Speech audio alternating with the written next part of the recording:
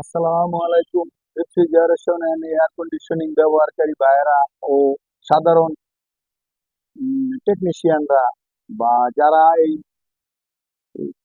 RSC সেক্টরে আমরা কাজ করি, তারা প্রত্যেকেই এই গ্যাস যে কত প্রকার কি কি আমরা অনেকে জানি না, বা আরএসসি স্টুডেন্টরা আমার এই ভিডিওটা দেখলে আপনারা গ্যাস কত প্রকার সে সম্পর্কে সম্পূর্ণ ধারণা পেয়ে যাবেন। গ্যাস হচ্ছে 5 প্রকার। হ্যাঁ, যেমন মিথেন, ইথেন, প্রোপেন, আইসোবিউটেন, তারপর হচ্ছে কার্বন। হ্যাঁ, এই 5 প্রকার গ্যাস আমাদের দেশে এখন প্রচলিত আছে। আরো নতুন নতুন আপগ্রেড গ্যাস আসতেছে। তারপর হচ্ছে গিয়া এই আরো নতুন নতুন অনেক কোম্পানি গ্যাস তৈরি করতেছে, যারা যেগুলো পরিবেশ বান্ধব। এখন আস্তে আস্তে করে যে গ্যাসে কার্বন আছে, ক্লোরোফ্লোরো, সিএফসি যুক্ত কার্বন যুক্ত গ্যাস পৃথিবীর থেকে যারা পরিবেশবিদ আছে তারা এগুলাকে ব্যান করে দিচ্ছে। আর এগুলো ব্যান করার ফলে কি হচ্ছে, এই রেফ্রিজারেটরের যে গ্যাসগুলো আছে এই গ্যাসগুলোর দাম বেড়ে গেছে। এখন এখানে আমরা আপনাদেরকে 4টি সিলিন্ডার গ্যাস দেখাচ্ছি। হ্যাঁ, 5টি সিলিন্ডার, 5টি। এই হচ্ছে একটি মিথেন গ্যাস। এটা মিথেন, ডাইক্লোরো মনোক্লোরো মিথেন, যাকে আমরা বলি R22। ডাইক্লোরো ডাইফ্লোরো মনোক্লোরো মিথেন, যেটার রাসায়নিক নাম হচ্ছে সি সি CH3CIF2। হ্যাঁ, তো এখন আমরা এর আরেকটা গ্যাস ছিল R12। সেই গ্যাসটি নাম হচ্ছে গিয়া এই ডাইক্লোরো ডাইক্লোরো ডাইফ্লোরো মিথেন CCl2F2 3। ওই গ্যাসটি এখন আমাদের পৃথিবীতে বন্ধ হয়ে গেছে। ওটা হচ্ছে সিএফসি যুক্ত গ্যাস। এটা হচ্ছে মিথেন গোত্রের গ্যাস। তারপর হচ্ছে গিয়া তারপর আসলো গিয়া এই টেট্রাফ্লোরো ইথেন, এই ইথেন গ্রুপের গ্যাস। ইথেন গ্রুপের গ্যাস কোনটা? এই R134 এর এ, এটা হচ্ছে ইথেন গ্রুপের গ্যাস, টেট্রাফ্লোরো ইথেন। হ্যাঁ, তারপরে আসলো গিয়া আমাদের এই 22-এর পরিবর্তে, হ্যাঁ, এই মানে 22 সে তো কার্বন যুক্ত গ্যাস, ক্লোরোফ্লোরো কার্বন যুক্ত। এটা ওজোন স্তরের ক্ষতি করে। সেই ওজোন স্তরের ক্ষতি যাতে না হয় সেজন্য আরো নতুন এসি বের করলো। সেটা হচ্ছে আমরা বলি 410-এর এ, যাকে বলি আপনার 410 এ, R410 এ।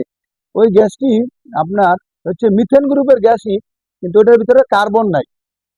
হ্যাঁ, কার্বন না থাকার ফলে ওই গ্যাসটি পৃথিবীর জন্য তেমন একটা ক্ষতিকর না, কিন্তু পৃথিবীর তাপ বৃদ্ধি করে। এই গ্যাসটা হচ্ছে R410। হ্যাঁ, R410।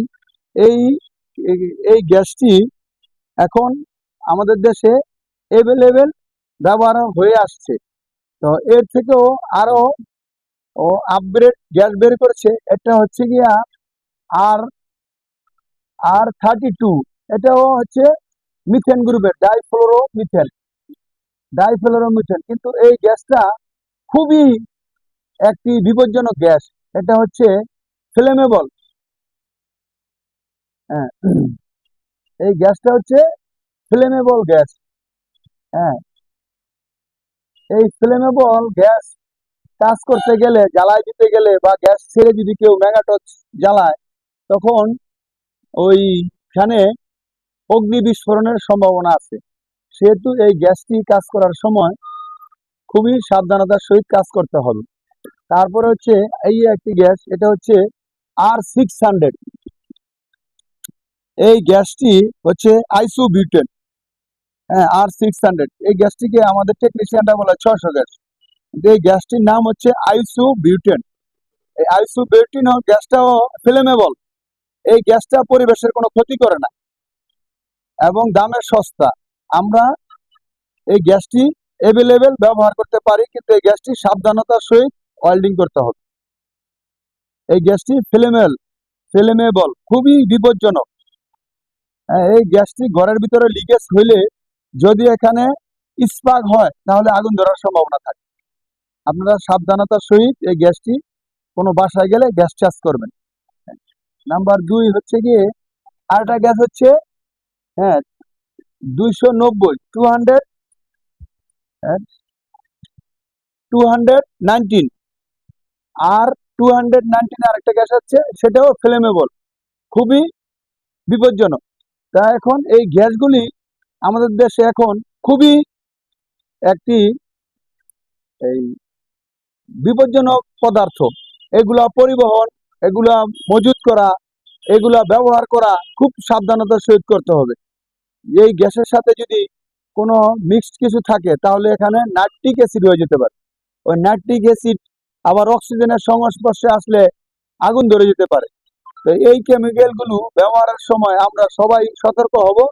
এবং আমরা এই আপনাদেরকে দেখাচ্ছি এই গ্যাসটা যে এই ফ্লেমেবল গ্যাসটা, দেখেন এই গ্যাসটা আমি একবারে অল্প একটু ছাড়বো, শুধু এই অল্প একটু ছাড়ছি, দেখবো এখানে আমরা এই গ্যাসটা আগুন দিলে দেখবো আগুন জ্বলছে। এই দেখেন, এই দেখেন আগুন জ্বলতেছে এই গ্যাসটা।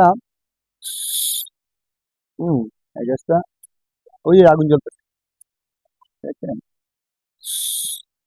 হ্যাঁ, এই দেখেন আগুন জ্বলতেছে, বুঝছেন? হ্যাঁ, তাহলে এই গ্যাসটা কত যে বিপজ্জনক, এই একটু খালি দিচ্ছি, ওই যে দেখেন দেখেন জ্বলতেছে। এই গ্যাসটা কত যে এই বিপজ্জনক, এটা খুব সাবধানতার সহিত ব্যবহার করবেন। এটা ফ্লেমেবল গ্যাস। আপনারা সবাই এই রেফ্রিজারেশনের কাজে যারা করেন তারা প্রত্যেকে মনে করবেন আপনারা যে কাজগুলো করেন এটা খুবই একটা বিস্ফোরণ জাতীয় গ্যাস। কোম্পানির যেই স্ট্যান্ডার্ডে দিয়েছে ওই স্ট্যান্ডার্ডেই কাজ করার চেষ্টা করবেন, কখনো স্ট্যান্ডার্ড চেঞ্জ করার চেষ্টা করবেন না। যদি করেন তাহলে এরকম বিস্ফোরণ হইতে পারে, সেই হাত থেকে আপনাকে এই রক্ষা হইতে হইব যে আমার স্ট্যান্ডার্ড নষ্ট করা যাবে না।